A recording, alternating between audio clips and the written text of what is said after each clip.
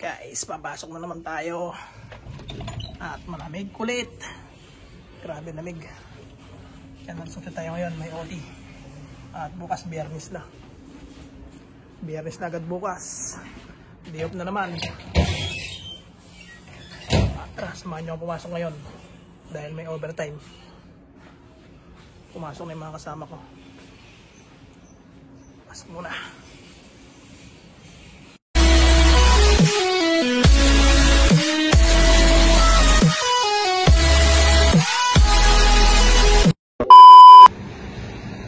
Guys, nasa company na tayo at may mga overtime ngayon, mga pang-umaga. At syempre, dahil alas 8, kailangan magkape. Kailangan kong magkape dahil panlaban sa antok.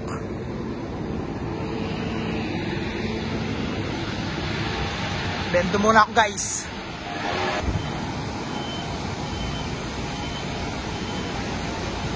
Kailangan labanan yung antok.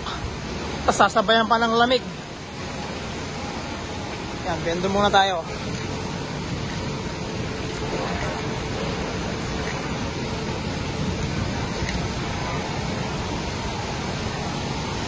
Wala, ito.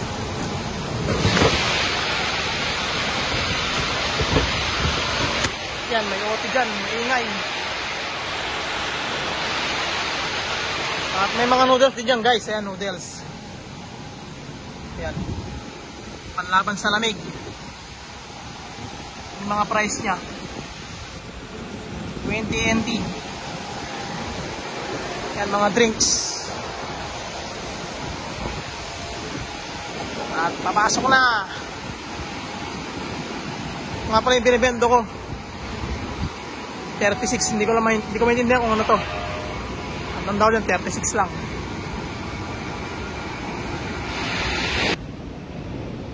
Yan, nasaldo ng company, guys. At kapag panggabi talaga, kailangan magkape. Dahil mayroon labanan ang antok. At bali bukas, Biyernes na. Pero may pasok pa bukas ng gabi. Pang Sabado na yon.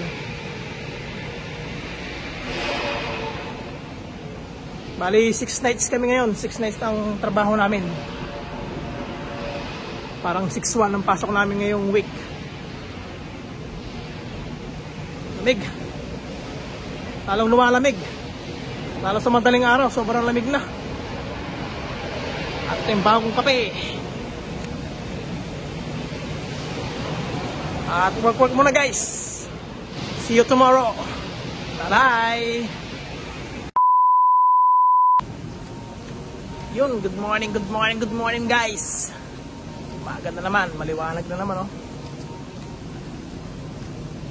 Tapos na naman ang trabaho at araw na ng Biyernes ngayon. Dapat last day na sa work kaso may pasok pa mamayang gabi. Pang bukas na yun, pang Sabado. At mamaya pala may Christmas party kami sa dorm. Simpleng handaan. Bali, may kainan mamaya sa dorm. Paghahanda kami ng mga boss namin. At ipapakita ko mamaya sa inyo kung anong handa namin, guys. Uwi muna ako ng dorm. At alas 8 na. Tingnan nyo, guys, sikat ng araw. Mainit. Pero malamig ang panahon. Oh. Grabe. Yung guys, dorm na ako. At kakauwi lang. Grabe lamig. Dito sa loob ng kwarto, lamig. Kahit naka-off na yung aircon. Tingnan yung suit ko, guys. Doble-doble yan. Ang lamig kagabi. Grabe. Yan, doble-doble. At mamaya nga may Christmas party kami. Bali, dito sa dorm, ang handa. At Filipino foods. Tapos pagkatapos ng kainan, may pasok pa. Alas 12 hanggang alas 8 bukas ng umaga. Bali, taon-taon ginagawa ng employer namin yon. Pinaghahanda kami bago magpasko. Minsan natatapos ng Pasko, minsan bago. Advance sila maghanda. At mamaya papakita ko sa inyo kung paano yung handaan namin dito pag Christmas party. Simple lang naman siya, bali kakain lang. Tapos kumain, magsisiyalisan na yung mga supervisor namin, mga leader, tapos yung mga boss. Ganun lang.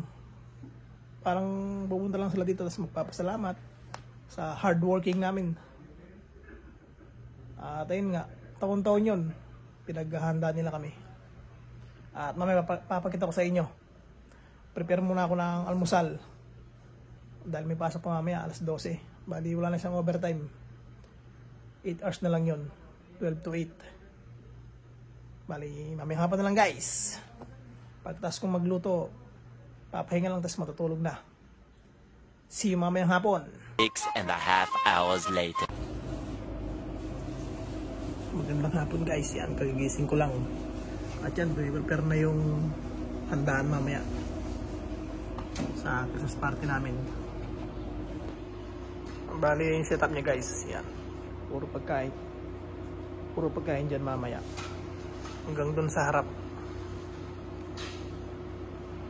At mga 6 5 or 6 yan, mag-uumpisa na. Yan guys.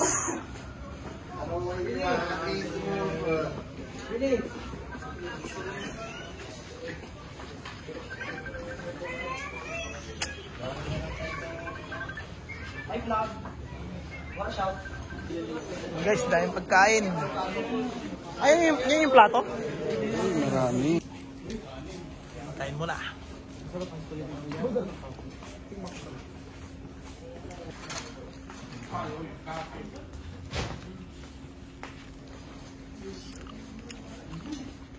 Guys, kainan na oh.